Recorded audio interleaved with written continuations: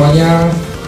Kita ketemu lagi dalam program Jaksa Menyapa di radio streaming Radio Samosir Green 101.5 FM, dan juga hari ini kita kedatangan tamu yang sangat luar biasa. Ada Bapak Kasih Intel, yaitu Bapak Richard Simaremare. Kemudian ada juga Bapak Kajari Samosir, Bapak Karya Gerham Utakaol, dan juga ada Kepala Dinas Perizinan Bapak Philip Simarmata, dan juga ada Amang Simamoraya, dan juga Amang Utagaul. Radio Samosir Green dan kami semua dari kru Green Berita TV merupakan sebuah kehormatan nih bisa hadir di tengah-tengah kita dan bersama-sama dengan kita pada program Jaksa Menyapa, apalagi langsung dihadiri oleh Pak Kajari Samosir. Dan ini adalah momen ketiga kali Kepala Jaksa Negeri Samosir hadir di sini. Dan apa sih yang menjadi target daripada kejaksaan dalam program ini, dan sangat konsisten dengan program Jaksa Menyapa ini? Mungkin bisa disampaikan Pak, silakan. Terima kasih. Saya menyapa dulu bahwa kami dari Kejaksaan Negeri Samosir sangat berterima kasih atas kerjasama kita selama ini ya dengan Green Berita ya, dengan Pak Fernando Sitanggang. Selamat datang Pak Simarmata, Pak Simamora. Ini ada Pak Utagaul juga nih. Dokatu Pak. Jadi betul bahwa memang program Jaksa Menyapa itu merupakan program Kejaksaan Agung.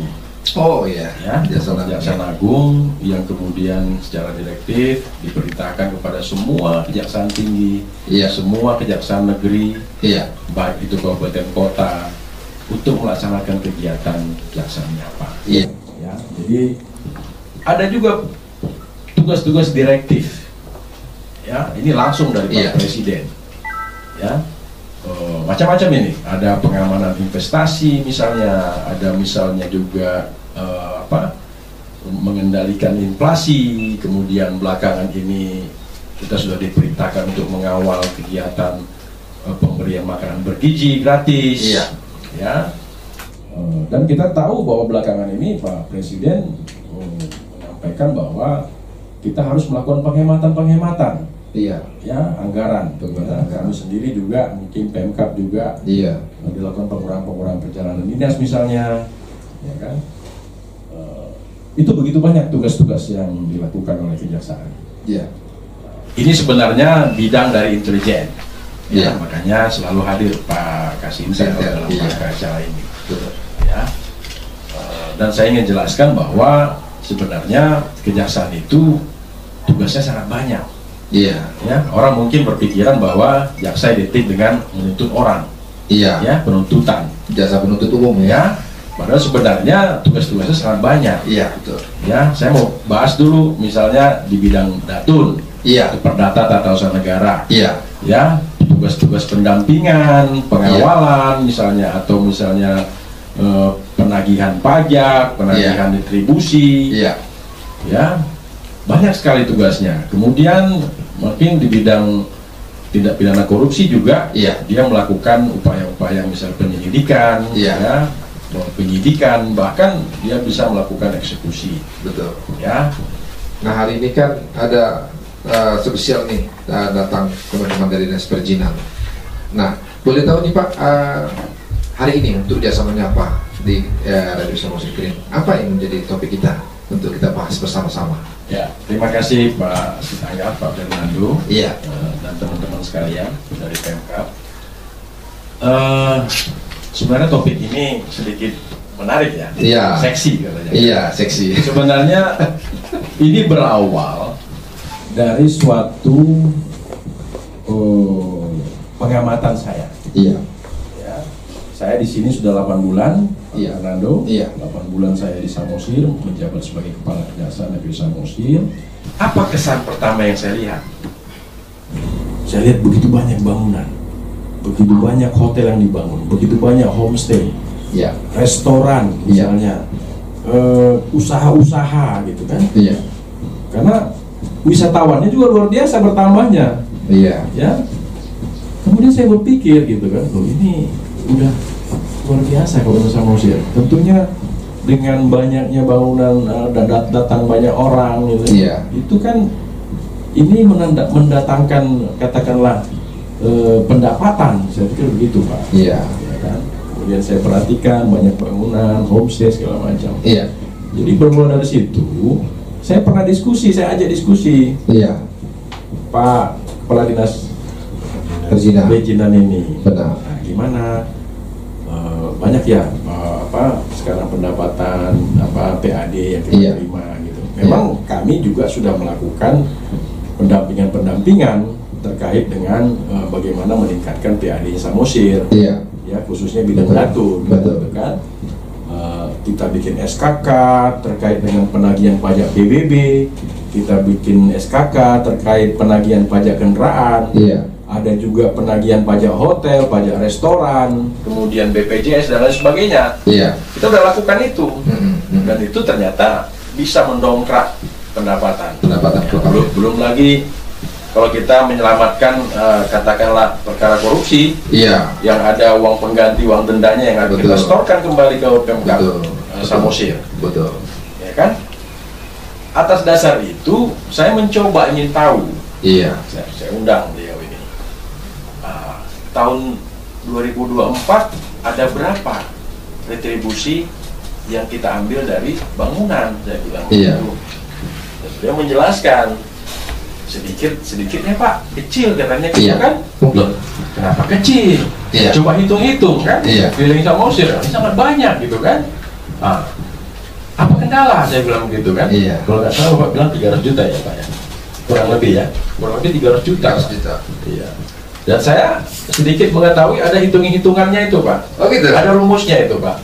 Untuk misalnya beban retribusi tadi, misalnya panjang bangunan, lebar bangunan, segala macam. Ada rumusnya sehingga ditentukan sekian lah yang harus dibebankan kepada wajib retribusi. Jadi saya coba tanya kendalanya apa gitu kan. Setelah Bapak menjelaskan, ya itulah Pak. Kayaknya kan kadang ada yang mau bayar, ada yang nggak mau bayar gitu. Padahal saya melihat ini kan suatu potensi Pak, ya, suatu potensi, ya, yang bisa mendongkrak PAD Kabupaten Samosir, yang tentunya nanti retribusi itu kan bisa kembali lagi untuk melakukan kegiatan-kegiatan untuk memajukan Kabupaten Samosir, khususnya di bidang pariwisata. Ya, jadi timbullah keinginan saya Pak, ini cocok, ini kita bahas nih. Ya kan, gimana caranya ini kita ambil jalan keluarnya supaya bisa meningkatkan PAD yang khususnya berasal dari retribusi bangunan, kan? Dan tentunya ini kan bisa kita lakukan secara sinergi, ya kan? Bersama-sama, karena sebelumnya kita juga sudah melakukan MOU terkait penagihan Pak. Jadi itulah yang mendasari seperti Bapak tanyakan tadi, sehingga kita mencoba membicarakan ini melalui media.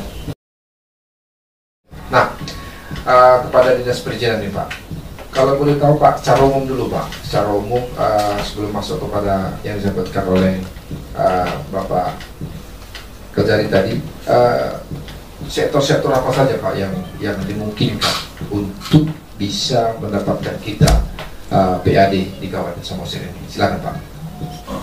Kami menjelaskan sedikit ya, kalau terkait dengan pelayanan tugas pokok dan fungsi kami kan sesuai dengan Undang-Undang 25 tahun 2009 tentang pelayanan publik. Nah kemudian yang peraturan turunannya yaitu peraturan pemerintah nomor 96 tahun 2012. Nah maka kita tugas kita adalah terkait dengan pelayanan publik yang khususnya adalah pelayanan perizinan dan non perizinan. Di samping tugas kita yang lainnya di sektor penanaman modal. Nah kalau yang disampaikan oleh Pak Fernando tadi terkait dengan apa yang menjadi sumber-sumber daripada pendapatan dari pendapatan daerah, tentu dengan regulasi yang baru yaitu terkait dengan pajak dan retribusi. Pajak retribusi. Nah, di kami di penanaman modal dan pelayanan terpadu satu pintu ya dapat bagiannya yaitu tentang retribusi, yaitu retribusi persetujuan bangunan gedung. Kalau terkait dengan pajak dan retribusi yang lainnya itu ada di masing-masing OPD. Walaupun dia terpadu dan satu pintu itu tetap juga ada beberapa OPD yang menangani ya. Iya, jadi untuk Dinas Penanaman Modal dan Pelayanan Terpadu satu pintu hanya retribusi persetujuan bangunan gedung dan izin mempekerjakan tenaga kerja asing. Baik. Oke. Nah, dari perizinan pungutan retribusi daripada bangunan, membuat pendirian bangunan, boleh ditahu Pak sampai saat ini sudah dalam contohnya 2003-2004 berapa ini bisa didapatkan oleh pemerintah? Untuk sebenarnya untuk dari retribusi ini dari Dinas Penanaman Modal dan Pelayanan Terpadu satu pintu lebih kepada pelayanan publiknya, mulai daripada penyuluhan, pelayanan sampai kepada pengawasan. Nah, tetapi kalau mengenai target daripada retribusi itu sendiri memang masih ditetapkan di dinas di instansi pembina. Nah, sesuai dengan Permendagri 138 tahun 2017 terkait dengan penyelenggaraan pelayanan terpadu satu pintu, bahwa memang dinas PPTSP itu tidak dibebani target ya, tidak dibebani target untuk pendapatan dari sektor retribusi. Nah, tetapi yang kaitannya tadi kami sampaikan di awal adalah terkait dengan pelayanan izinnya yang dibebani biaya atau yang ada retribusinya hanyalah persetujuan bangunan gedung. Gitu, Pak.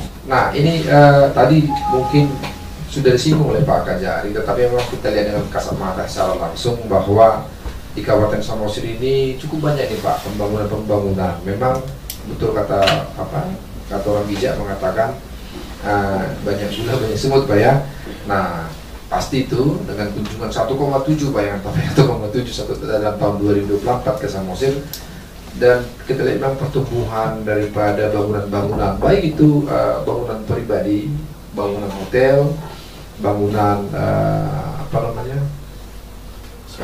homestay itu cukup banyak. Nah, apakah ini dipunguti pajak Pak, dan apakah kita sudah punya peraturan daerah untuk ini? Silakan Pak.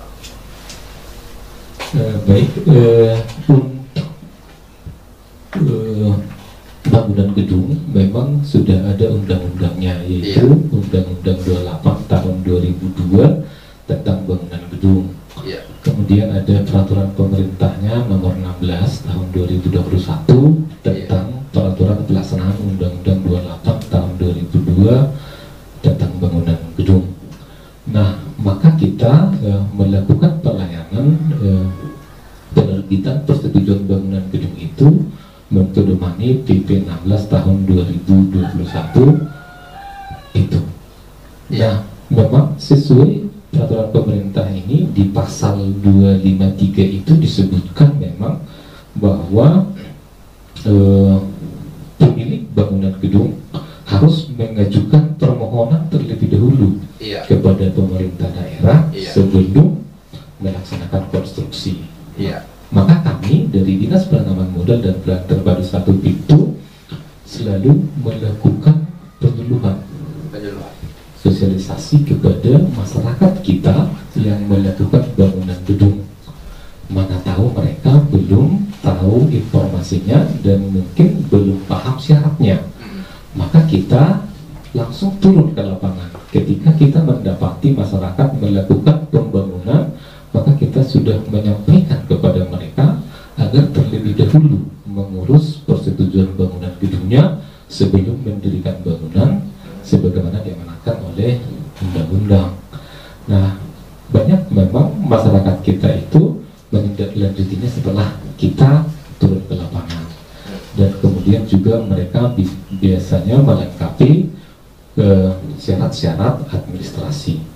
Nah, tetapi kendalanya banyak juga di masyarakat kita itu, mereka kewalahan di dalam melengkapi administrasi, terutama itu yang fungsi hunian dan skala usaha mikro yang kecil-kecil, Pak. Jadi mereka kesulitan melengkapi syaratnya karena memang sesuai PP 16 tahun 2021 itu dia harus memberikan gambar desain secara arsitektural. Tidak boleh lagi gambar-gambar yang disiapkan oleh tukang. Sebagaimana kita di dunia itu kita bersyaratkan seperti itu, boleh digambar oleh tukang. Tetapi sekarang sesuai dengan PP 16 itu tidak dibolehkan lagi, harus gambar desain dari arsitektur. Demikian, Pak. Baik. Kalau terkait Perda, Pak, Perda yang mengatur, tadi kan Bapak bicara tentang undang-undang, Pak, ya. Perda yang mengatur tentang bagaimana kewajiban daripada para pelaku usaha, terutama pembuat bangunan gedung itu, apakah sudah ada, Pak? Contohnya pembuatan IMB, saya nggak tahu namanya, mungkin surat persetujuan pembangunan, ya. Nah, apakah sudah ada perda seperti itu? Nah, kalau boleh juga jelaskan, Pak, perda untuk retribusi secara umum lain-lainnya, apakah sudah mumpuni itu untuk menjadi dasar hukum sehingga ada sifat memaksa? Kan ini karena kerjasama mungkin bisa melakukan bagiannya nanti dalam hal melakukan sifat memaksa tersebut. Silakan. Baik, terima kasih Pak Fernando. Jadi terkait dengan perda bangunan gedung, memang kita belum memiliki peraturan daerah yang merupakan turunan daripada Undang-Undang 28 tahun 2002 itu tadi, Pak. Iya. Kita memang belum memiliki perdanya. Nah, tetapi kita di dalam pelaksanaannya langsung mentudomani yang itu tadi, Undang-Undang 28 dan PP 16 tahun 2021. Iya. Nah, memang PP 16 undang-undang tersebut apakah ada juga sifat memaksa seperti itu? Kalau di undang-undangnya memang disebutkan ada diberikan sanksi, ya. Nah, kemudian kalau di PP 16 tahun 2021 itu sebenarnya dia sudah teknis, sudah bisa sebenarnya langsung kita laksanakan. Jadi pelaksanaan bangunan gedung itu sebenarnya bisa kita langsung mengadopsi daripada PP 16 tahun 2021 karena dia sudah bersifat teknis. Baik, tadi disebutkan belum ada perda, Pak, ya. Berapa target? Bukan target. Bapak tadi juga mengatakan tidak ada target, tapi berapa pencapaian yang didapatkan oleh dinas perizinan dari pendirian bangunan-bangunan tersebut saat ini 2024 saja? Baik, Pak, jadi memang rekeningnya memang dia masuk ke rekeningnya dinas PU. Kalau dihitung secara secara kan juga ada laporan juga kalau sebelum masuk ke rekening PU, Pak. Kalau hitungan kami di tahun 2024 itu memang masih kecil, ya, masih di bawah 500 juta. Di bawah 500 juta, Pak, ya. Belum sampai 1 miliar itu. Baik. Pak. Baiklah. Nanti kita bahas lebih lanjut. Tetapi saya ingin bertanya kepada Bapak Kajari Samosir. Nah, ini kan disebutkan dari secara keseluruhan tadi ada perda yang belum ada mengatur tentang pendirian bangunan. Kemudian akhirnya juga hanya nggak sampai 500 juta nih, 2024 tidak sampai 500 juta, ya. Nah, sementara 2024 1.700.000 ini, Pak Kajari, dengan rendahnya ini, Pak, bagaimana Kejaksaan mendorong pemerintah kabupaten untuk bagaimana memaksimalkan pajak-pajak yang bisa meningkatkan PAD Samosir? Silakan. Jadi sebenarnya yang sepengetahuan saya itu ada Pergub nomor 42 tahun 2019 tentang pendelegasian wewenang Dinas Penanaman Modal. Ya, itu ada 77 jenis perizinan. Iya. Saya nggak tahu apakah itu masih berlaku atau tidak. Iya. Tapi sepanjang itu belum dicabut, itu akan tetap berlaku. Ya, walaupun mungkin di masa rejim yang lama. Iya. Ya. Dari situ saya membaca, wah, ini sangat besar nih potensinya ini, ya, sangat besar potensinya sebenarnya kalau memang serius dilakukan. Dan tentunya dibutuhkan kerjasama, ya, duduk bersama antara eksekutif dan legislatif, ya, untuk melahirkan peraturan-peraturan daerah. Karena kita ketahui sendiri bahwa apabila ada kutipan kepada masyarakat, maka kedua lembaga ini, eksekutif dan legislatif, harus duduk bersama untuk menyusun suatu perda. Ya, kita boomingnya wisata di Samosir ini kan sudah hampir berjalan mungkin lebih dari 5 tahun. Nah, ya setidaknya ya segeralah harus dibuat perda terkait dengan hal-hal yang saya sebutkan tadi. Ada potensi 77 jenis perizinan, ya, macam-macam. Itu diatur dalam Pergub nomor 42. 77. Cukup banyak ya. Sangat banyak. Wow. Nah, tadi disampaikan Pak Kadis ada satu perda, yaitu satu tentang nomor 1 tahun 2024, Pak ya. Nah, itu mungkin bisa ditanyakan nanti terkait apa itu perda apa? Apakah hanya bangunan saja? Nah, kalau bangunan saja berarti kan masih banyak lagi yang harus diperdakan. Ya kan? Inilah yang saya maksud bahwa Samosir ini harus segera membenahi itu. Ya, supaya dalam rangka meningkatkan PAD-nya. Dan tentunya kami dari Kejaksaan siap melakukan katakan pendampingan, ya kan, terkait penyusunan daripada perda-perda tersebut. Seperti awal saya bilang, pembebanan kepada masyarakat, ya kan, harus mempunyai payung hukum, yaitu peraturan daerah. Betul. Peraturan daerah itu dikeluarkan hasil kesepakatan antara dua lembaga, lembaga eksekutif dan legislatif. Betul. Kan begitu. Betul. Kalau kan nanti itu dianggap tidak salah, kan begitu. Nah, barulah kita bisa action, Pak. Dan di situ kita siap untuk membantu Pemkab, ya kan. Dalam hal apa misalnya? Termasuk dalam rangka penyusunan rancangan, atau setelah nanti rancangan sudah jadi, kita lakukan juga pendampingan misalnya atau pengawalan kegiatan penarikan retribusinya. Itu kita bisa siap untuk lakukan itu seperti yang sudah kita lakukan. Misalnya seperti yang saya sebutkan tadi, ada penagihan pajak PBB, ada penagihan pajak kendaraan, penagihan pajak hotel, pajak restoran. Nah, cuma kita belum diminta untuk membantu penagihan retribusi persetujuan bangunan. Itu yang belum. Nggak tahu, mungkin setelah kita bicara-bicara ini nanti masuk permohonan. Baik. Nah, Pak Kajari mungkin bisa lebih spesifik lagi, Pak. Bagaimana sih yang bisa dilakukan oleh teman-teman Kejaksaan dalam hal upaya memaksa tadi, Pak? Dan apa kalau misalnya ke depannya, apa yang bisa dilakukan oleh Kejaksaan bila misalkan mereka tidak juga membayar padahal sudah tidak tertera tagihan yang sudah dengan rumah? Oke, terima kasih Pak Fernando Sitanggang. Sebenarnya kegiatan-kegiatan seperti yang Bapak tanyakan itu bukan hal baru buat kami. Dan itu sudah masif kita lakukan. Gitu ya. Saya sudah berdinas 25 tahun. Ya, itu sudah adalah mekanisme SOP yang kita lakukan, gimana caranya itu bisa dapat kan gitu kan. Tapi semua itu harus didasari adanya permohonan. Ya. Jadi prinsipalnya kan Pemkab. Mereka mengajukan permohonan. Ya kan? Terkait apa? Ya, mungkin penagihan yang seperti yang kita bahas tadi. Ya kan? Ada retribusi persetujuan bangunan yang mandek misalnya, tidak lancar kan. Ya silakan ajukan permohonan ke Kejaksaan. Nanti di bidang Datun, ya tetap nanti Intel menyokong. Ya, intelijen ini menyokong semua bidang. Itu fungsinya. Jadi Datun nanti akan mengkaji itu dulu. Ya kan, menelah itu kira-kira ini masuk nggak untuk kegiatan kita misalnya kan. Jadi intinya sepanjang itu pemerintah baik pusat, daerah pasti kita setujui. Kecuali swasta misalnya kan, itu bukan ranah kita. Betul. Setelah kita kaji, ya nanti kita akan bentuk timnya, Pak. Nah, baru kita klasifikasi persoalannya apa. Ya kan, kita buat apa pengelompokan, oh ini masalahnya ini, masalahnya ini, masalahnya ini kan. Nah, baru nanti kita undang mereka.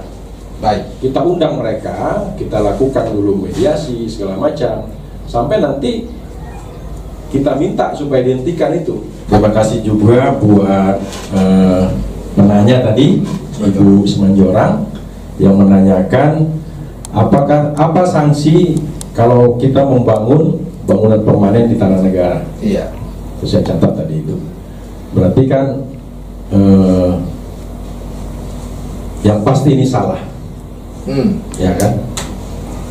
Kalau salah tentunya tidak boleh dilakukan, kan gitu. Iya.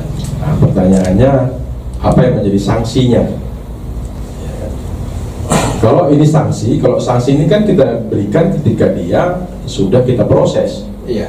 kan begitu. Maka ada sanksinya, Iya. kan gitu. Kalau mau dijatuhkan sanksi. Iya. Nah, persoalannya sekarang, kalau ada orang membangun di tanah negara, kemudian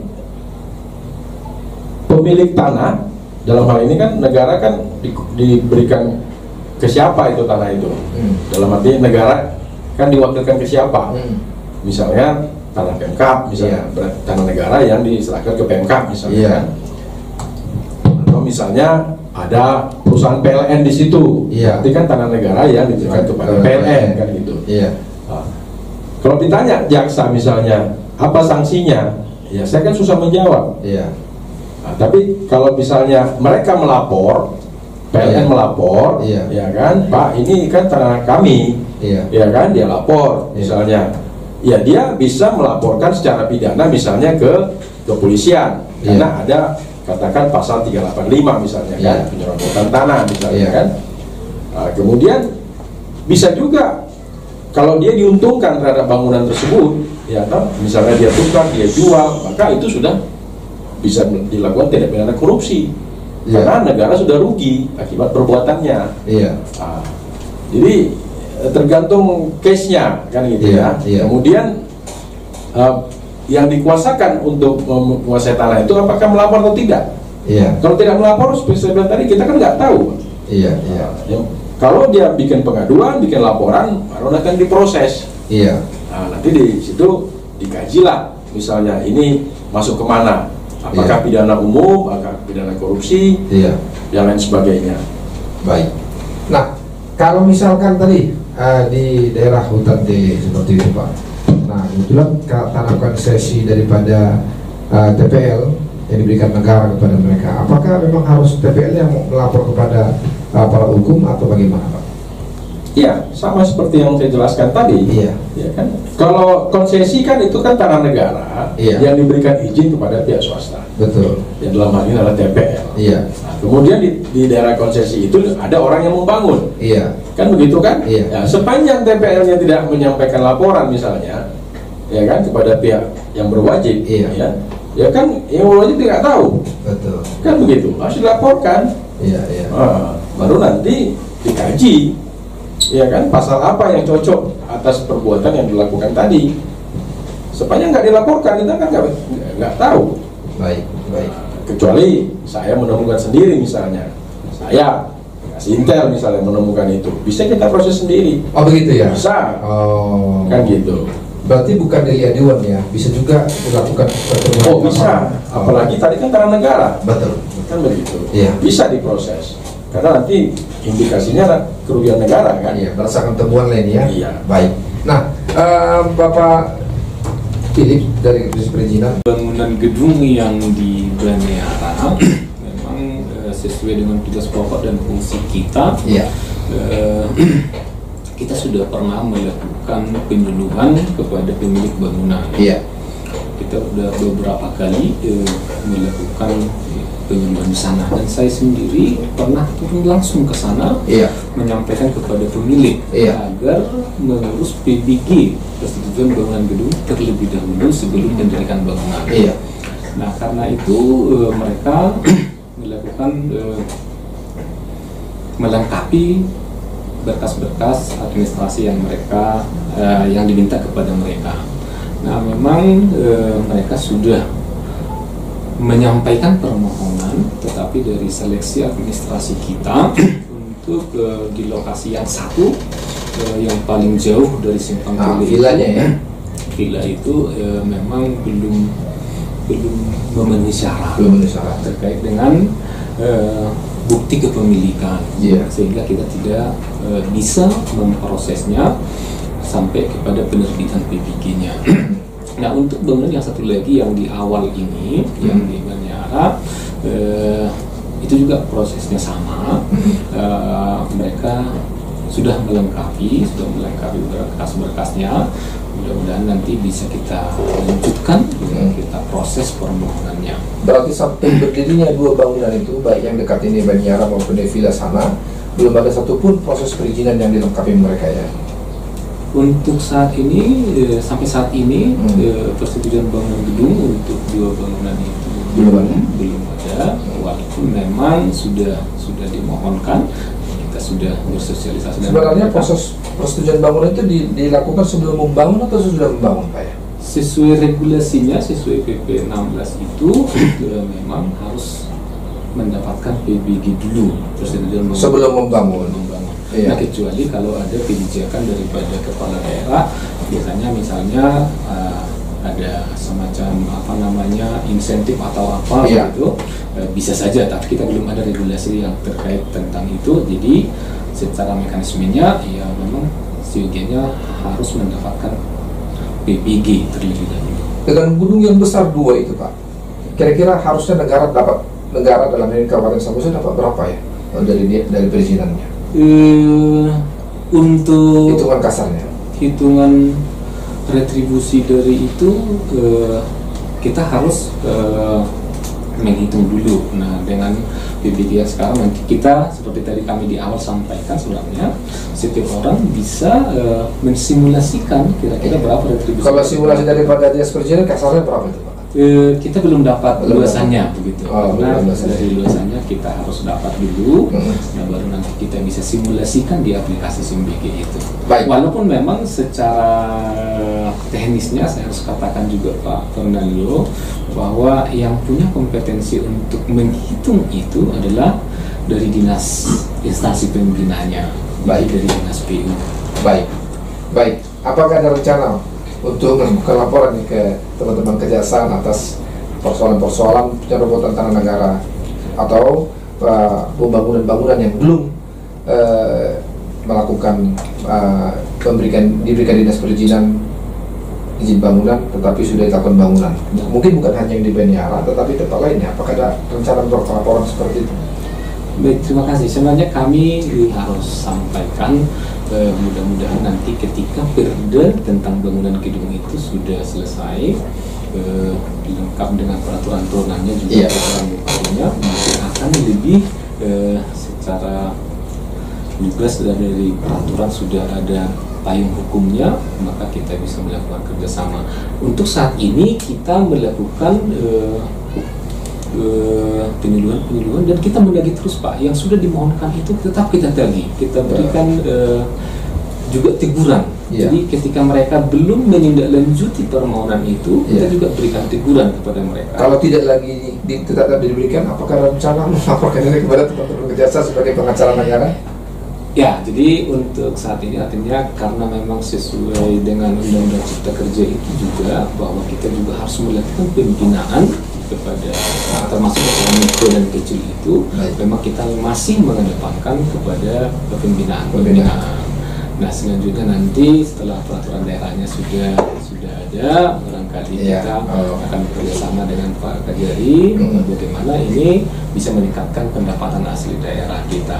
Tapi kami akan tetap tagih semua bangunan gedung yang berdiri akan tetap kita tagih dan itu tidak akan hilang buktinya, akan terregistrasi semua yang mana ini yang membangun tahun berapa, dibangun tahun berapa, ada nanti datanya di kita, karena kita rutin setiap semua kecamatan kita rutin melakukan penyuluhan dan pendataan bangunan-bangunan gedung yang ada di kecamatan. Kalau secara kasarnya setelah diidentifikasi, ada berapa banyak bangunan yang sudah berdiri tapi belum ada surat izin pembangunan? Lumayan banyak. Banyak ya? Ada nggak sekitar 50 bangunan, 100? Ada lebih ya. Lebih ya, 100 lebih ya. Wow, keren.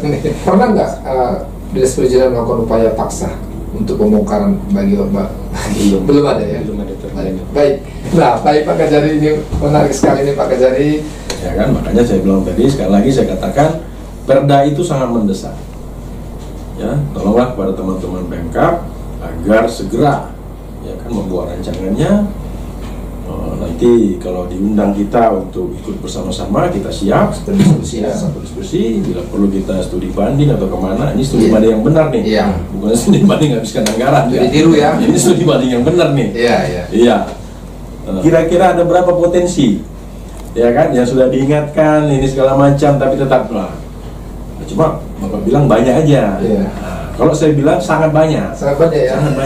Sangat banyak. Tapi di aku tadi ada 100-an kadang. Iya. Jadi itulah yang hilang, Pak. Iya. Itulah yang hilang. Bapak selalu ini menutup tadi, masih tercatat katanya kan? Masih tercatat. Sebenarnya itu potensi kerugian negara, Pak. Mohon maaf. Oh iya. Potensi kerugian negara. Itu bisa dihitung, Pak. Iya. Bisa dihitung, itu potensi kerugian negara. Makanya jangan sampai. Iya. Iya kan? Kita nggak bisa berlindung dengan sosialisasi atau nggak bisa, Pak. Iya. Iya kan? Nggak bisa berlindung di situ. Iya. Ya ternyata pertama, kedua, ketiga harus ada sanksi. Karena ini juga pembelajaran kepada masyarakat lain. Kalau ini nggak kita tegas, yang lain boleh kok, bisa kok. Betul. Ini harus tegas kita dalam rangka, ya. Saya kan udah buka tadi. Iya. Pak Prabowo udah bilang, ini kita penghematan segala macam. Justru ada potensi di depan mata yang kita biarkan, Pak. Sayang sekali. Ini potensi. Dan kalau nggak kita ambil, ini jadi kerugian daerah, keuangan daerah. Disinilah pentingnya di Perda. Perda ini apabila ada peraturan yang dilanggar atau perbuatan hukum yang ada, otomatis kita bisa melakukan, contohnya menyegel, 2 melakukan mencopot izin daripada PT itu. Sementara ini kan kita udah ada juga keberhasilan kita di sini, tengok dari pihak kasih data kami sini pemulihan dan penyelamatan keuangan negara hampir 3M. Tapi sebagian lagi belum bisa kita tindak lanjut. Kenapa? Ini kita udah melakukan mediasi, nggak tercapai. Tapi dasar kita untuk melakukan tindakan kita lebih tegas lagi nggak ada aturan. Kan aturannya apabila dia melanggar ada perbuatan hukum bisa melakukan copot izinnya, segel. Sementara kita ginilah kita. Kadang-kadang kita kan dipertanyakan masyarakat, kita pun menjadi bingung. Apa kelanjutannya? Percuma kita melakukan MOU. Ternyata ujung-ujungnya apa? Apabila orang itu berkeras, tidak membayar pajak atau ini kan nggak ada akhirnya, gitu dia. Kalau di sini tuh lihat sini SKK-nya sampai 16 ya? Ya, ini dari SKK penagihan pajak PBB itu hampir 200 juta. Wow. Dan ini SKK penagihan tunggakan iuran KIS dan ini sekitar 10. Ini lagi satu SKK penyelaman aset SD 2 Pasoran 1 sekitar 1, miliar. SKK itu apa? Surat kuasa khusus yang diberikan ke Datun. Iya. Yang keempat ini yang terakhir satu SK penyelaman aset air nasional. Itu hampir 1,2 miliar. Itu yang bisa kita tercapai di bagian Datun yang melakukan mediasi. Kan ini masih syukur-syukur orang ini masih tertib, bisa kita mediasikan. Tetapi apabila nggak bisa kan kita udah mentok gitu aja karena di perdanya nggak bisa tindak lanjut yang harus kita lakuin. Tidak bisa sampai karena hukum karena nggak ada. Apabila ada peraturannya dia siapa ini melanggar kan berarti ada situ perbuatan hukum. Kita bisa bertindak. Baik. Jadi saya sekali lagi sangat berharap agar Pemkab segera membuat perda, ya kan, walaupun tadi Pak Kadis selalu bilang sebenarnya PP-nya udah cukup teknis. Sekali lagi saya katakan bahwa PP itu bersifat umum karena dia berlaku seluruh Indonesia. Iya. Ya, kalau tadi Bapak sampaikan ada Dalian Naturu, itulah yang kearifan lokal yang harus kita buatkan, Pak. Iya. Karena PP itu bersifat umum.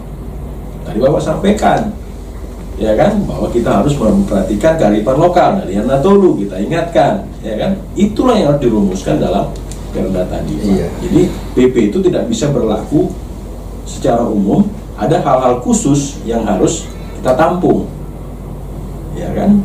Nah, namun walaupun Bapak bilang dari Natolu, gimana caranya itu supaya selesai, Pak? Kita tidak selesai dengan cara misalnya mengingatkan saja. Sampai kapan? Tadi Bapak udah nanya, ada nggak pembongkaran dilakukan? Tidak ada. kan gitu kan. Kembali saya sampaikan bahwa kegiatan Jasa Menyapa ini merupakan sosialisasi juga kepada kita semua agar taat hukum. Iya. Ya kan? Iya. Kita harus taat hukum, taat aturan gitu. Ya, supaya aturan itu mempunyai efek harus ada sanksi. Kan begitu. Sanksi itu dibuat agar masyarakat itu patuh. Iya. Dan dia mau melaksanakan apa yang menjadi kewajibannya. Iya. Kan begitu. Tanpa sanksi sulit, Pak. Sulit ya. Sangat sulit. Ya kan? Ya, bolehlah kita nanti sadar akan apanya, tapi kan butuh proses itu. Betul, betul. Dan memang hukum itu harus diberikan sanksi. Sehingga dengan sanksi itu maka itu akan membuat masyarakat itu menjadi tertib, baik, dan mau melaksanakan apa yang menjadi kewajibannya.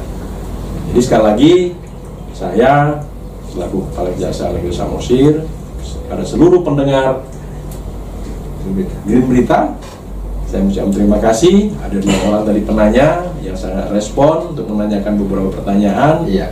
Dan saya sudah berusaha menjawab, Pak Kadis juga berusaha menjawab, dan mungkin di lain waktu kita akan cari topik-topik yang lebih menarik lagi untuk diskusi kita seperti yang kita lakukan pada saat ini. Mungkin demikian yang bisa saya sampaikan. Terima kasih Pak Kedan. Baik, demikian tadi obrolan kita bersama teman-teman dari Kejaksaan Negeri Samosir dan juga Dinas Perizinan. Semoga ini menjadi informasi yang baik bagi kita semua dan memberikan pemikiran bagaimana memberdayakan daripada potensi-potensi yang ada di Kabupaten Samosir untuk peningkatan pajak asli atau pendapatan asli daerah, tentunya untuk pembangunan Kabupaten Samosir yang lebih baik ke depannya di tengah program Presiden Prabowo untuk melakukan pengetatan anggaran di masa pemerintahan ini. Saya Fernando Stanggang, Green Berita TV. Oras.